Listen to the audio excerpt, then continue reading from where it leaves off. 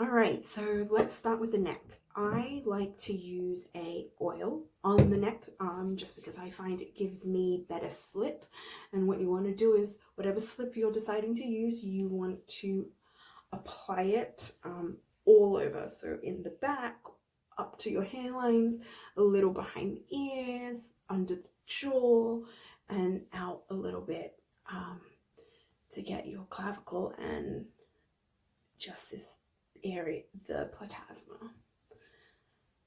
All right, now once you do that, what we're going to do is we're going to start with draining motions. So when you're draining with your gua sha tool, your movements are going down. So it's a downward movement. Gua sha movements are typically up or up and out. And that's what's going to give you the lifting effect that gua sha is really good at. The motions to go down are your lymphatic motions, and so that will help aid with drainage and flushing and all that good stuff. We start with the neck so that we can clear the passageways and make sure that our lymph is in fact working and it's flowing, so that when we do the rest of our face, all that drainage has somewhere to go and to escape to and drain to. If we don't clear this area, what you'll find is you'll be working your face and everything that's draining will end up getting stuck in this area. And no one wants to look like a linebacker. So having said that, what we're going to do first is either using the long side or this little nook right here. We're going to find the center, so the middle of your chin, right under your jaw. And remember, it's at 15 degrees, so you're flushing it really close to the skin. Don't add any weight, and you're just moving it down to about there. And you're going to do these strokes about 3 to 5 times. Every stroke you do, whether it's lymphatic or gua sha, you want to do it 3 to 5 times. And then once you finish with the side, you can still keep that nook, or you can flip it and do the long edge if it's more comfortable. And you're going to do the rest of the neck and just flush it down. Flush it down.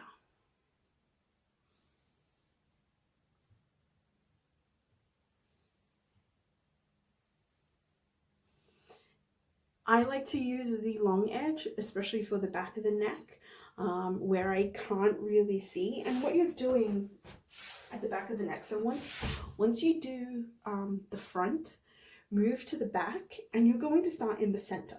So if you're starting in the center, you can actually use, again, this little nook, or you can start with this long edge, and you're going to start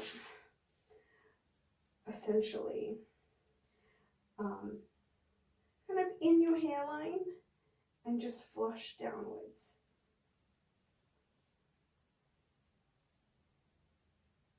And again, move it to the side, flush downwards.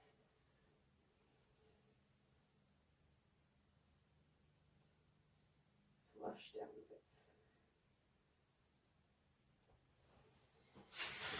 And what you want to remember is the angle of your stone is going to be at that 15 degrees. So it should look, mind my crooked fingers, it should look like this, and just move. I find it's easier to move my entire arm in that motion as opposed to trying to use my fingers or my wrist, because as you can see, when I'm finishing the stroke, I lose that 15 degree angle. So just 15 degrees. And you can do that a couple of times. And to get behind the ear, you can use this edge and really just hook it up there a little bit, and just small flushing movements. Same with the front of the ear. What you want to do is, again, with this side of the stone, light flushing movements.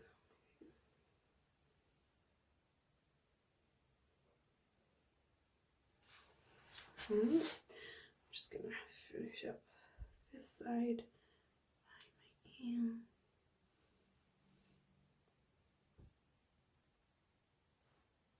And you can play with the angles of the stone, like I said.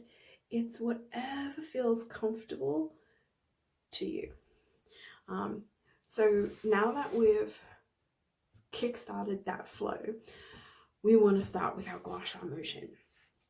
And so for the neck, we're using this little nodule, or this little hooked area, and you're finding the center, and you're going all the way up and over your jaw to end right there. And you're doing these strokes 3 to 5 times.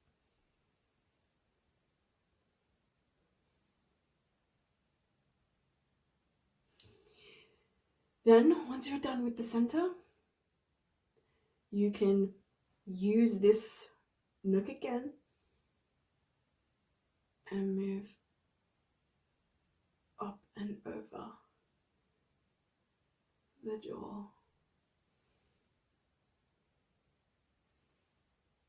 Now you need to use that long strokes just because you want to be working the entire muscle, and the entire muscle actually comes up and over the jaw.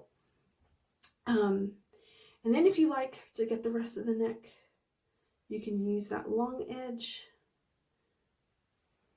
You can use that long edge to get the rest. So repeat that on both sides, and then in the back, you're going to use this divot, this first divot again, and you're going to go down to your C7. So you're going to start like right here by your C7, and holding, just placing your finger there to just hold the skin, move it all the way up your spine and right into your skull. So past your hairline and right into there. And what you can do is at the end you can wiggle it out a little bit. Make sure you're doing those 3 to 5 strokes. And then if you want to make sure you're capturing your entire neck, you can switch it to that long end, the long edge, and work the sides.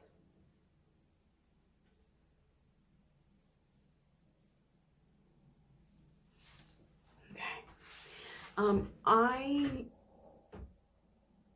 recommend holding the skin, so not like aggressively holding the skin, but just placing your hand there to provide an anchor so that there's no pulling on the skin, because you don't want pulling, again, that would be counterproductive.